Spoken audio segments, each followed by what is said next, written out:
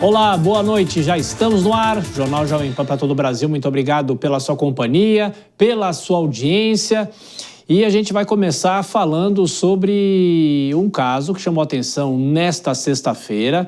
O ministro Alexandre de Moraes, do STF, decreta a prisão preventiva do ex-diretor-geral da Polícia Rodoviária Federal, Silvinei Vasquez. Repórter Andréa Neri trazendo as últimas informações, quais os detalhes sobre essa tentativa de fuga, da ação no Paraguai do ex-chefe da PRF. Bem-vindo, André, boa noite para você.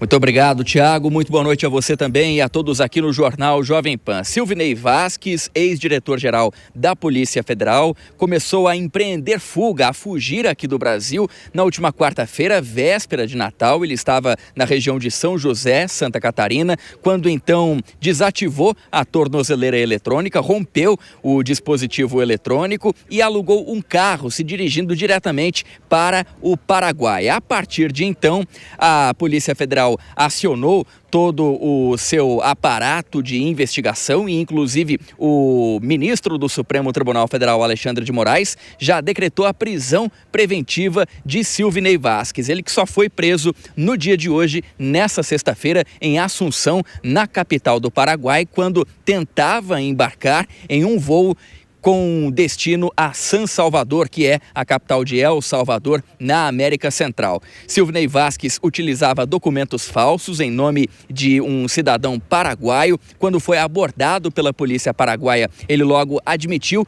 que os documentos não eram dele, até porque as informações não condiziam com a realidade, principalmente em relação às impressões digitais. E o que chamou a atenção, além de toda essa fuga, foi o fato de Silvinei Vasquez ainda ter utilizado uma carta dizendo que não poderia se comunicar, não poderia falar verbalmente porque, segundo ele, estaria com câncer, o que não procedia. Então, Silvinei Vasquez também utilizou esse argumento no sentido de tentar empreender fuga. A gente destaca que logo depois que as autoridades paraguaias o encontraram, houve uma série de imagens, então, que foram registradas.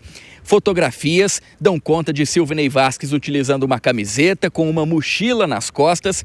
Documento, então, essas imagens, então, que fizeram com que a Polícia Federal confirmasse que se tratava do ex-diretor da PRF. A partir de agora, então, ainda não tem uma data para que Silvinei Vasquez seja trazido de volta aqui para o Brasil, mas a expectativa é que a entrega dele pelas autoridades paraguaias ocorra na Ponte da Amizade, que liga os dois países ali na região de Foz do Iguaçu, no Paraná. Lembrando que Silvinei Vasquez ele foi condenado a 24 anos e meio de prisão pelo Supremo Tribunal Federal por ter participado do chamado Núcleo 2 da trama golpista para manter o ex-presidente Jair Bolsonaro no poder após as eleições de 2022. Antes disso, Silvinei Vasquez já havia sido condenado pela Justiça Federal do Rio de Janeiro em uma ação movida pelo Ministério Público Federal por ter utilizado a corporação em benefício de Jair Bolsonaro durante a época das eleições de 2022. Agora, com essa prisão preventiva, já tendo sido cumprida com a ajuda das autoridades paraguaias, a expectativa é que Silvinei Vasquez perca aquela liberdade condicional a qual ele estava desfrutando, então, com o uso de tornozeleira eletrônica e passe a cumprir as penas em regime fechado. Tiago. André, mais um caso de um ex-aliado de Jair Bolsonaro recorrer a fugas para driblar essas decisões judiciais. De que forma as autoridades estão em alerta para esses casos?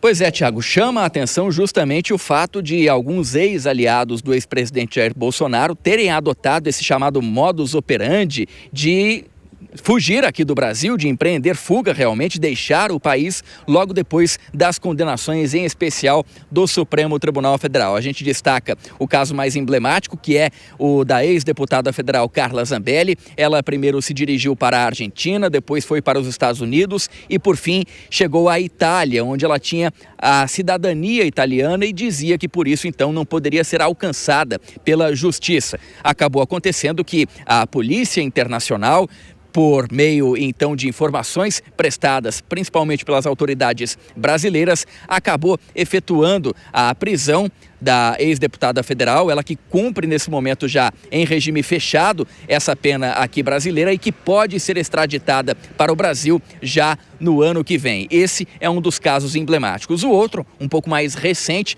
é o de Alexandre Ramagem, também ex-deputado federal, ele que foi para os Estados Unidos e segue nesse momento foragido. No caso de Carla Zambelli, ela foi condenada à prisão por conta da invasão ao sistema do Conselho Nacional de Justiça, o CNJ, para supostamente desacreditar a justiça brasileira. E Alexandre Ramagem, a gente relembra que ele era diretor-geral da Agência Brasileira de Inteligência, a ABIN, e teria atuado ali no chamado núcleo crucial do ex-presidente Jair Bolsonaro para captar informações de autoridades, de correligionários ou então de opositores de Jair Bolsonaro e até mesmo de jornalistas, para que essas informações privilegiadas fossem utilizadas em benefício do ex-presidente. Então são esses dois casos mais emblemáticos que nesse momento chamam a atenção, porque se tratam também de fuga aqui do país, assim como aconteceu com Silvinei Vasquez, ele que se dirigiu ao Paraguai. O caso de Eduardo Bolsonaro, um dos filhos do ex-presidente Jair Bolsonaro,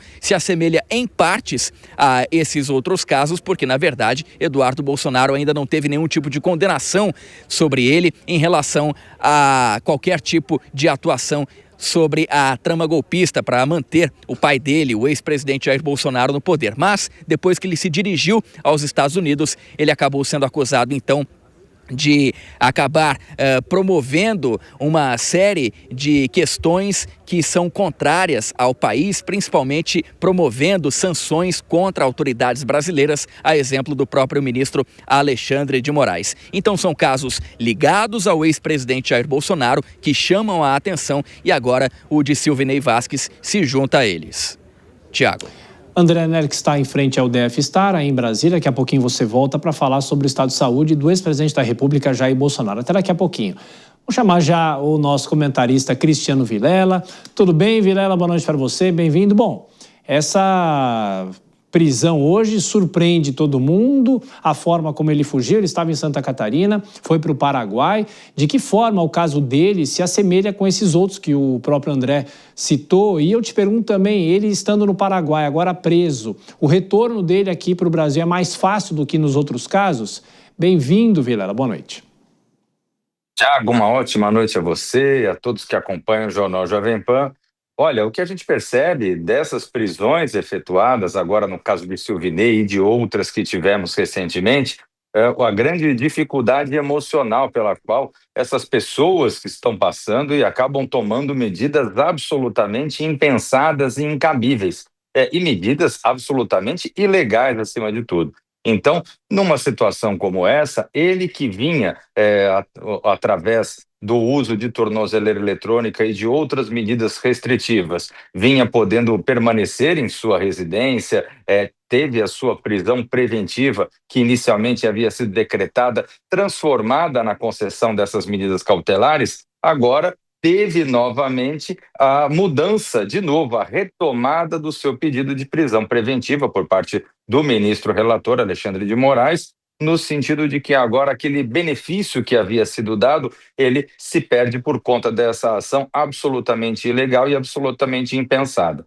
Nesse sentido, agora, uma vez preso no Paraguai, ele terá essa tramitação que a gente está acostumado desses outros casos aí envolvidos, temos Carla Zambelli, temos Ramagem, enfim. No entanto, o Paraguai, por ser um país vizinho, fazer parte do Mercosul junto com o Brasil, tem instrumentos de cooperação muito mais ágeis do que esses outros países mais afastados. Então eu não tenho dúvida que Silvinei estará antes dos demais em território nacional, cumprindo a pena que foi convertida agora pelo ministro Alexandre de Moraes. Ele pode sofrer outras sanções por tentar fugir, por utilizar documentos falsos? Eu fico imaginando o seguinte, uma ex-autoridade do Brasil, né, que tenta fugir com documentos falsos, Vilela. Exatamente, aliás, é um crime envolvendo especialmente a Justiça do Paraguai. Do ponto de vista criminal, ele poderá sim ser réu de uma ação no Paraguai justamente pelo crime de falsidade ideológica. Aliás, nós tivemos um caso, viu, Tiago, há não muitos anos atrás, foi o caso do jogador Ronaldinho Gaúcho, que teve também uma prisão em território paraguaio, justamente por portar documentos falsos. Ali havia, junto com ele, uma carteira de identidade ou um passaporte com outro nome, com uma outra designação.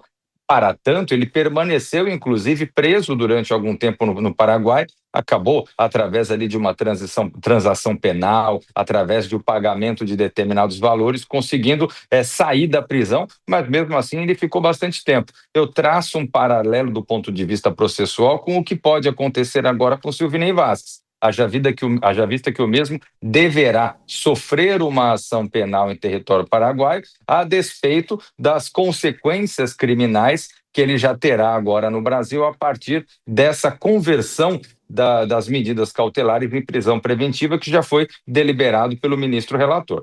E só para a gente fechar e para ficar claro, ele foi condenado na trama golpista, no segundo núcleo.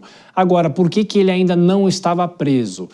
Houve essa transformação de uma prisão em regime fechado para essas medidas cautelares, ou é porque o processo ainda não estava totalmente concluído, ainda tinha prazo para as defesas recorrerem? Exatamente, esse segundo ponto, Tiago, havia prazo ainda para recursos. É importante a gente lembrar, e aí talvez a gente possa usar o caso do ex-presidente Jair Bolsonaro, que é o caso de maior destaque, de maior conhecimento público, desde a condenação que foi feita até a efetiva prisão, nós tivemos aí cerca de 2 meses, que é justamente o período onde se pôde movimentar alguns recursos, os embargos, enfim, outras possibilidades para que, eventualmente, a defesa pudesse tentar reverter a decisão do Supremo Tribunal Federal. No mesmo sentido, é o que cabe a esses outros condenados nessas novas etapas. No caso de Silvinei, ainda estávamos com prazo para esses recursos e, portanto, uma prisão efetivamente só seria decretada no ano que vem, seguramente a partir da finalização desses prazos e desses recursos que seriam apreciados pelo próprio Supremo. E aí, nesse sentido, agora, diante dessa tentativa de fuga, dessa ruptura que foi